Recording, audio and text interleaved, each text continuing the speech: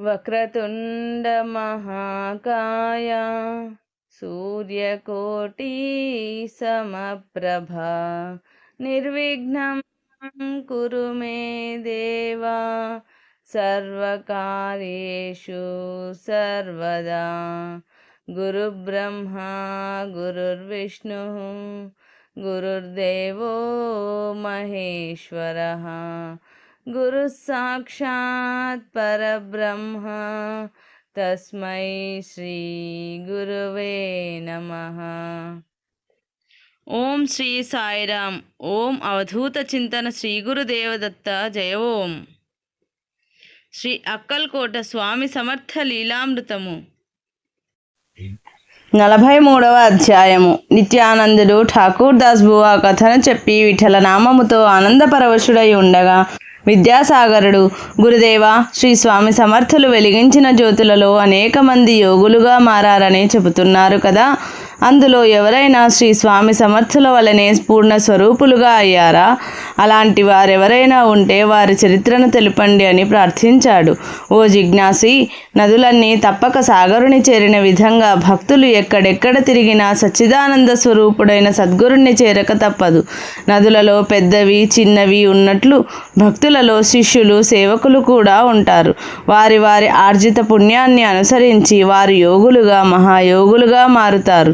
అందువలన శ్రీ స్వామి సమర్థులను ఆశ్రయించిన వారిలో అనేక మంది యోగులు, యోగేశ్వర చక్రవర్తులు కూడా కలరు. అందులో కొల్హాపూర్ నివాసి అయిన శ్రీకృష్ణ సరస్వతి అలాంటి వారే. వారిని, వారి లీలలను శ్రీ స్వామి అనుగ్రహంతో వారి యోగేశ్వరులుగా రూపొందిన విధానమును తెలుసుకుందామురా అని శ్రీ నిత్యానందులు చెప్పసాగిరి. శ్రీ అవధూత కృష్ణ సరస్వతి, అప్పా భట్, అన్నపూర్ణబాయి అనే బీద బ్రాహ్మణ దంపతులుండేవారు. వారికి చాలా కాలం వరకు పిల్లలు లేరు. వారు శ్రీ దత్తాత్రేయ స్వామి భక్తులు. సంతానం కోసం చాలా కాలం శ్రీ దత్తస్వామిని కొలిచారు. వారి భక్తికి మెచ్చి శ్రీ దత్తాత్రేయ స్వామి వారే ఒకనాటి రాత్రి కలలో కనబడి, నేను స్వయంగా మీ గర్భములో జన్మిస్తాను అని అనుగ్రహించారు. కొద్ది కాలం తరువాత మాఘ కృష్ణ పంచమి నాడు వారికి ఒక కుమారుడు జన్మించాడు. అతను తేజోవంతముగాను అందరికీ మహాపురుషుడిలా గోచరించాడు. అతనే ముందు ముందు జీవన్ముక్తుడుగా ప్రసిద్ధి చెందిన మహనీయుడు శ్రీ అవధూత కృష్ణ సరస్వతి ఉరఫ్ కుమారస్వామి. ఇతను జన్మతః యోగి. తండ్రి వద్ద విద్యాభ్యాసం కొనసాగించాడు. మంత్రములు, ఉపనిషత్తులు నేర్చుకుని సంస్కృతంలో మంచి ప్రావీణ్యం సంపాదించాడు. ఒకసారి వారి తల్లిదండ్రులు ఆ బాలుణ్ణి తీసుకుని శ్రీ స్వామి సమర్థుల వారి దర్శనార్థమై అక్కల్కోట వచ్చాడు. ఆ బాలుణ్ణి చూడగానే శ్రీ స్వామి సమర్థుల వారు ఆసనం నుండి లేచి ముందుకెళ్ళి ఆ బాలుని చెయ్యి పట్టుకుని దగ్గరలో ఉన్న చిట్టడవికి తీసుకెళ్లారు. సేవకులు శ్రీ స్వామివారి తత్వం తెలుసుకుని ఎవరినీ వెళ్ళనివ్వలేదు. అడవిలో శ్రీ స్వామివారు ఒక రాతి బండ మీద, బాలుడు శ్రీ స్వామి పాదాల చెంత కూర్చున్నాడు. ఆ బాలుడు శ్రీ స్వామివారిని స్తుతించుచు ఒక స్తోత్రం చదివాడు. శ్రీ స్వామి ఆ బాలుణ్ణి దీవించి, నీవు నా అంశానివి, మనమిరువురము వేరు కాదు, నీవు కారణజన్ముడవు, ఇతరులకు హితం చేయటానికి జన్మించావు, అది దివ్య కార్యము, దానిని నిర్వర్తించుము అని చెప్పి ఆ బాలుని శిరస్సుపై చేయునుంచారు.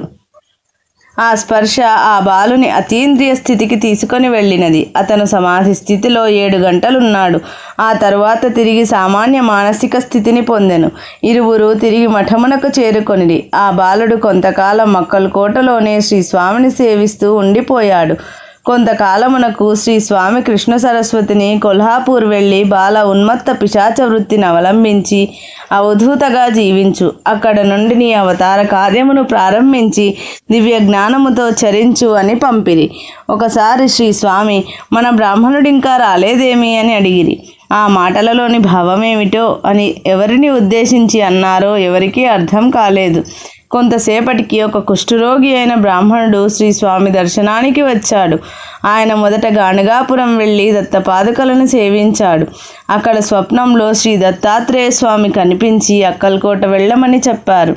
అందువలన అతడిప్పుడు అక్కల్కోట వచ్చాడు. శ్రీ స్వామిని తన రోగం పోగొట్టమని, ఆరోగ్యాన్ని ప్రసాదించమని ప్రార్థించాడు. శ్రీ స్వామి అతన్ని కొల్హాపూర్ వెళ్ళి శ్రీకృష్ణ సరస్వతిని సేవించమని ఆజ్ఞాపించారు.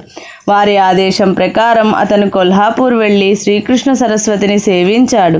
శ్రీకృష్ణ సరస్వతికి శరణు వేడితే అతనిపై దయ కలిగి అతని రోగాన్ని తగ్గించి ఆరోగ్యం ప్రసాదించారు. శ్రీ స్వామి సమర్థ అక్కల్కోట మహారాజ్ మహాసమాధి అయిన తరువాత ఒక బ్రాహ్మణ భక్తుడు చాలా విచారించుచుండెను. ఒకనాటి రాత్రి అతనికి స్వప్నంలో శ్రీ స్వామివారు దర్శనమిచ్చి, నీవు దుఃఖింపకుము, ప్రస్తుతము నా అంశము కొల్హాపూర్లో శ్రీకృష్ణ సరస్వతి రూపంలో ఉన్నది. నీవు వెళ్ళి ఆయన దర్శనం చేసుకొని పూజించుకో అన్నారు. ఆ బ్రాహ్మణుడు వెంటనే కొల్హాపూర్ వెళ్ళి శ్రీ స్వామివారి ఆదేశానుసారం శ్రీకృష్ణ సరస్వతిని దర్శించి పూజించాడు. అప్పుడు అతనికి శ్రీకృష్ణ సరస్వతిలో శ్రీ అక్కల్కోట స్వామివారి రూపం దర్శనమైంది. ఆ బ్రాహ్మణుడు ఆనందముతో శ్రీ స్వామిని సేవించి ధన్యుడయ్యాడు. శ్రీకృష్ణ సరస్వతి స్వామి జీవన్ముక్తుడు, శ్రీ దత్తాంశమును కలిగిన మహానుభావుడు. శ్రీ స్వామి సమర్థుల ప్రతిరూపమే ఆయన అని, వారిరువురికి భేదమేమీ లేదని భక్తులందరూ భావించేవారు. శ్రీ అక్కల్కోట స్వామి మహారాజు వారికి మొక్కుకున్న మొక్కులు శ్రీకృష్ణ సరస్వతికి చెల్లించేవారు. అవి శ్రీ స్వామి సమర్థులకు చెందుతాయని భక్తులందరూ విశ్వసించుతారు. వీరు శక్తి సామర్థ్యములలోనూ మాట నడక అన్ని పోలికలలోనూ శ్రీ స్వామి సమర్థులను పోలి ఉండేవారు. శ్రీ స్వామి చెప్పినట్లుగా వీరు సాక్షాత్తు శ్రీ స్వామివారి అంశయే. ఒకసారి ఒక బ్రాహ్మణుడు తనకు సంతానం కలిగితే శ్రీ స్వామి సమర్థులకు పాలకోవా సమర్పించుతానని మొక్కుకొన్నాడు. సంతానం కలిగిన తరువాత విషయం పూర్తిగా మర్చిపోయాడు. శ్రీ స్వామి సమర్థులు నిర్యాణం చెందిన తరువాత ఆ విషయం జ్ఞాపకం వచ్చింది. స్వయంగా శ్రీ స్వామి నోటికి పాలకోవా అందించలేకపోయినందుకు అతడు ఎంతో పశ్చాత్తాపం చెంది రోజు ఆ విషయం తలుచుకుని శ్రీ స్వామిని స్మరించేవాడు. ఒకరోజు రాత్రి స్వప్నంలో శ్రీ అక్కల్కోట మహారాజ్ కనపడి, నేను కొల్హాపూర్లో కుంభార గల్లీలో శ్రీ కృష్ణ సరస్వతి అనే పేరుతో ఉన్నాను. నీవు అక్కడికి వెళ్ళి నీ మొక్కు చెల్లించుకో అన్నాడు. ఆ బ్రాహ్మణుడు అలాగే వెళ్ళి శ్రీకృష్ణ సరస్వతికి పాలకోవా తినిపించి తన మొక్కు చెల్లించుకున్నాడు. శ్రీ అవధూత కృష్ణ సరస్వతిని సేవించి వారి అనుగ్రహమును పొందిన యోగులుగా మారిన వారు ఎందరో కలరు. వీరు 1900 సంవత్సరములో సమాధి పొందారు. జై జై దత్తావతార శ్రీకృష్ణ సరస్వతి మహారాజ్కి జై. శ్రీ ప్రీతినంద్ స్వామి కుమార్ గోపాల్ రామచంద్ర కేల్కర్ రాజాపూర్లో 1847లో జన్మించాడు. వీరి తల్లిదండ్రులు చాలా బీదవారు. అందువలన కేల్కర్ 3వ తరగతి వరకు చదువుకుని ఆ పైన మానివేయవలసి వచ్చింది. జీవన భృతికై రైల్వేలో ఒక చిన్న ఉద్యోగంలో చేరాడు. క్రమముగా స్వయం కృషితో అతను రైల్వే స్టేషన్ మాస్టర్ అయ్యాడు. ఇతను శ్రీ స్వామి సమర్థ అక్కల్కోట మహారాజ్ లీలల వలన ప్రభావితుడై శ్రీ స్వామివారి యందు భక్తి విశ్వాసము కలిగి ఉన్నాడు. ఒకసారి అతనికి తీవ్రమైన కడుపు నొప్పి వచ్చినది. ఆ బాధతో అతను తన విధి నిర్వహణను కూడా శ్రద్ధగా చేయలేకపోయాడు. ఎన్నో మందులు వాడాడు. కానీ ఆ బాధ నుండి ఉపశమనం దొరకలేదు. చివరకు అతను చాలా విసుగు చెంది, దేవుడే నిజంగా ఉంటే నా బాధలు 8 రోజులలో నయం కావాలి. అలా జరిగితే నా ఉద్యోగానికి రాజీనామా చేసి దైవ సేవలో జీవిస్తాను అని శపథం చేశాడు. ఆ క్షణం నుండి బాధ తగ్గటం మొదలుపెట్టి ఆశ్చర్యంగా 8 రోజులలోపే కడుపు నొప్పి పూర్తిగా తగ్గినది. కేల్కర్ మహా సంతోషముతో అక్కల్కోట వెళ్ళి శ్రీ స్వామి సమర్థులను దర్శించి పూజించాడు. తన ప్రతిజ్ఞ ప్రకారము తన ఉద్యోగానికి రాజీనామా చేసి శ్రీ స్వామివారి సేవలో 2 సంవత్సరములున్నాడు. శ్రీ స్వామి అతనికి ప్రీతినంద స్వామి కుమార్ అని పేరు పెట్టారు. అతనితో బొంబాయి వెళ్ళి అచ్చట శ్రీ స్వామి సుతను సేవించుకో అని ఆజ్ఞాపించిరి. శ్రీ స్వామి సమర్థుల ఆదేశం ప్రకారం బొంబాయి వెళ్ళి శ్రీ స్వామి సుతను 4 నెలలు సేవించారు. శ్రీ స్వామి సుత శిష్యుడు బ్రహ్మచారి బువ ఒకసారి చలువరాతి పాదుకలను చిప్లం గ్రామానికి తీసుకుని వచ్చాడు. ఒక చిన్న గుడిసెలో వాటిని పెట్టి ఒక ఉపాధ్యాయుని వాటి పూజకై నియమించి వీటిని సేవించేవారు. వచ్చినంత వరకు జాగ్రత్తగా కాపాడుమని చెప్పి వెళ్ళిపోయాడు. సరిగ్గా అదే సమయంలో శ్రీ స్వామిసుత కేల్కర్ను చిప్లం గ్రామం వెళ్ళి అక్కడ ఒక మఠం నిర్మించి పాదుకలను ప్రతిష్ఠించి అక్కడే జీవించమని ఆదేశించారు. కేల్కర్ అనబడే ఈ ప్రీతినంద్ చిప్లం వెళ్లే ముందు శ్రీ స్వామి సమర్థులను దర్శించటానికి అక్కల్కోట వచ్చారు. శ్రీ స్వామి అతనిని ఆశీర్వదించి చిన్న వెండి పాదుకలను దండమును ప్రసాదించి ప్రతి గురువారము భిక్ష చేయటం ద్వారా జీవించమని, దానివల్ల ఏ కొరత ఉండదని ఆదేశించి ఒక జోలెను కూడా ఇచ్చి పంపాడు. వీరు చిప్లం గ్రామం చేరి బ్రహ్మచారి బువా ఇచ్చి వెళ్ళిన పాదుకలకు ఒక మఠం నిర్మించి అక్కడే జీవించసాగిరి. అక్కడ జనులు వీరిని గోపాల బువ్వ అని కూడా పిలిచేవారు. 1878లో శ్రీ స్వామి సమర్థులు సమాధి అయ్యారనే వార్త అతనికి టెలిగ్రాము ద్వారా తెలిసినది. ఆయన హృదయం కదిలిపోయి ఆ వార్తను సహించలేకపోయారు. తీవ్రమైన దుఃఖముతో సద్గురువు లేని జీవితము ఈ భూమిపై వ్యర్థము, గాఢాంధకారము, నిర్వీర్యము, ఇంకా మరణించుటయే మేలు అని తలచి అన్న పానీయములు మాని నిరాహార దీక్ష మొదలుపెట్టిరి. 3వ రోజున శ్రీ స్వామి సమర్థులు సశరీరులుగా దర్శనమిచ్చి, నాకు మరణము లేదు, నా భక్తులు పిలిచినప్పుడెల్లా నేను పలుకుతాను, వారి యోగక్షేమములు చూడటం నా బాధ్యత. నీ వంటి యోగి ఇలా దుఃఖములో మునిగి ఆత్మత్యాగం చేయబూనుట భావ్యం కాదు. భగవత్ ప్రసాదితమైన శరీరము దానంతా అది నశించు వరకు దైవ సేవలో అత్యంత భక్తి శ్రద్ధలతో జీవించవలెను.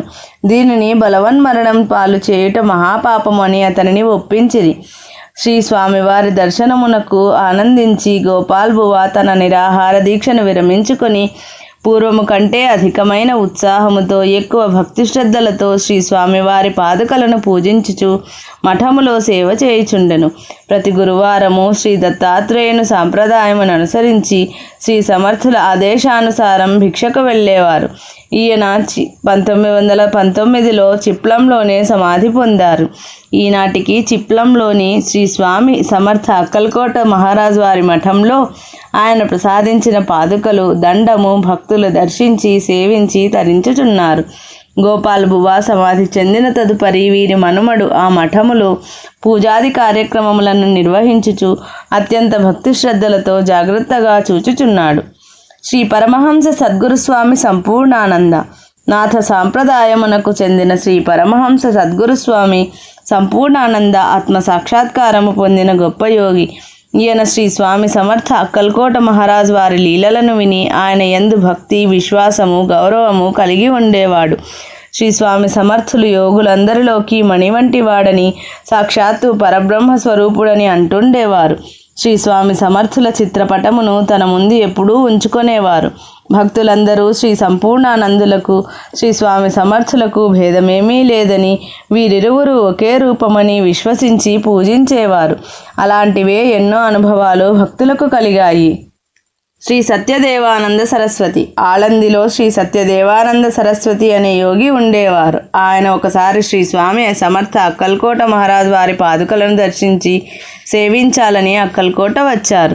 శ్రీ స్వామి వారి పాదుకలను పూజించుకున్న పిదప ఒకనాటి రాత్రి శ్రీ స్వామి స్వప్న దర్శనమిచ్చి ఆయనను పావాస్లో గల శ్రీ స్వరూపానంద పరమహంస దర్శనము చేసుకోమని ఆదేశించారు.